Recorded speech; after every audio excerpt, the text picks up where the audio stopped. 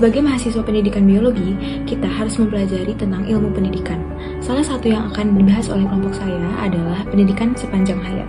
Pendidikan sepanjang hayat adalah konsep di mana proses pembelajaran dapat dilakukan kapanpun, dimanapun, tanpa adanya batasan usia. Kali ini, kelompok saya akan menyinggung tokoh-tokoh beserta video singkat mengenai pendidikan sepanjang hayat. Ini adalah salah satu contoh tentang pendidikan sepanjang hayat, yaitu cerita tentang Nenek Camimah asal Surabaya yang mendapatkan gelar sarjananya di usia 78 tahun. Beliau merupakan seorang guru TK di TK Masa Putra Bakti sejak tahun 1963. Beliau ini berkuliah di Universitas Muhammadiyah Surabaya, dan selama berkuliah, beliau tidak pernah membolos. Nah, kalaupun izin karena badannya yang tidak fit. Ketika diwawancarai, Nenek Camimah mengaku bahwa ia sangat senang saat berkuliah dan menyelesaikan studinya karena mendapatkan teman-teman yang selalu memotivasinya untuk belajar dan menyelesaikan studinya tepat waktu. Direktorat Pendidikan dan Pembinaan Agama Islam Universitas Islam Indonesia menyelenggarakan diskusi tokoh bertajuk In Memoriam Sosok dan Kepemimpinan Profesor Haji Yeni Dahlan MA pada hari Kamis 16 Juni. Diskusi ini merupakan titik tolak dalam meneladani nilai-nilai tokoh intelektual Islam. Profesor Yeni dikenal sebagai sosok cendekiawan dan ulama yang aktif menulis dan berdakwah. Selain juga aktif dalam organisasi sosial kemasyarakatan, kepemimpinan dakwah Profesor Yeni Dahlan terbukti sukses. Tercatat, ia pernah menjabat sebagai Rektor IAIN Sunan Kalijaga selama 2 periode, yakni 1976 sampai 1980 dan 1980 sampai 1983, dan sebagai Rektor UII periode 1994 sampai 1998 dan 1998 sampai hingga tahun 2000. Profesor Yeni Dahlan bukan hanya menjadi teladan di lingkungan eksternal saja.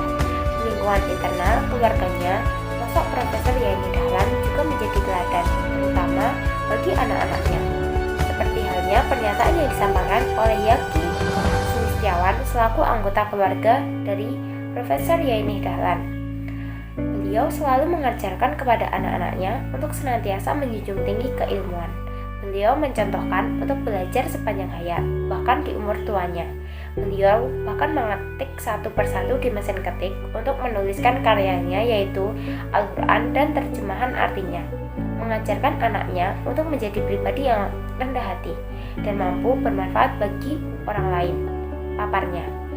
Sementara putri dari Profesor Yeni Dahlan, yaitu Ova Amelia, yang saat ini menjabat sebagai Rektor Universitas Gadjah Mada, dalam pengantar sambutannya menuturkan bahwa diskusi tokoh ini merupakan apresiasi yang sangat luar biasa dalam meneladani tokoh intelektual keislaman.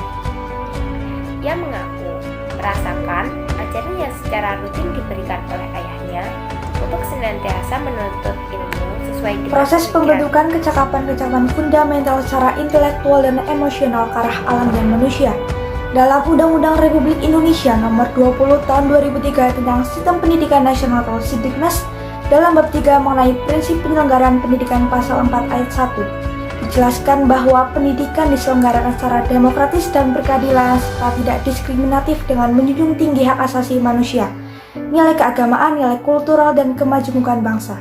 Dalam ayat 3 menjelaskan bahwa pendidikan diselenggarakan sebagai suatu proses pembudayaan dan pemberdayaan peserta didik yang berlangsung sepanjang hayat. Menurut Ki Hajar Dewantoro, pendidikan yaitu tuntunan di dalam hidup tumbuhnya anak-anak.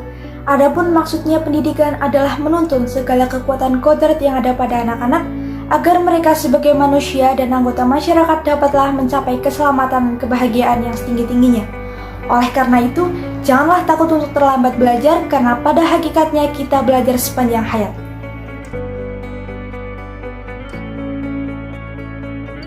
Barang siapa yang menginginkan dunia, hendaklah belajar, dan barang siapa yang menginginkan akhirat, hendaklah belajar.